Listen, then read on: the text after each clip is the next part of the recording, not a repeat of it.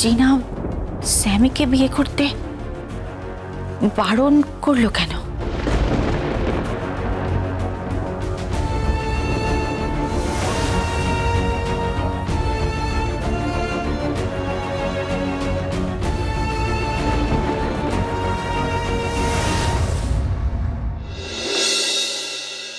তুই কি বলছিস?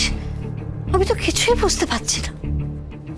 না বোঝার তো কিছু নেই, কোথাও তো একটা গলদ রয়ে গেছে যেটা হয়তো আমাদের চোখে পড়েনি। তুই কি বলছিস? গলদ? গলদ তো বটেই, নইলে হঠাৎ করে জিনা টায়রাকে বিয়েটা করতে বারণ করবে কেন? কিছু তো একটা সমস্যা আছে যেটা টায়রা অ্যাভয়েড করছে বা ইগনোর করছে, বা সব জেনে শুনে গোপন রাখার চেষ্টা করছে। আরে এইসব জিনিস কি গোপন রাখা যায়? কোনোদিন গোপন রাখা যায়? ছাই চাপা আগুনের মতন পরে ঠিক জ্বলে উঠবে, তখন কি করবে? শোন না, আমার মেয়ের জীবনটা শেষ হয়ে গেল। আমার মেয়ের জীবনটা শেষ হয়ে গেল, বুঝলি? আরে বাবা, শেষ হয়ে গেল বলে তো আমরা চুপ করে বসে থাকলে চলবে না, আমাদের তো কথা বলতে হবে টায়রার সাথে।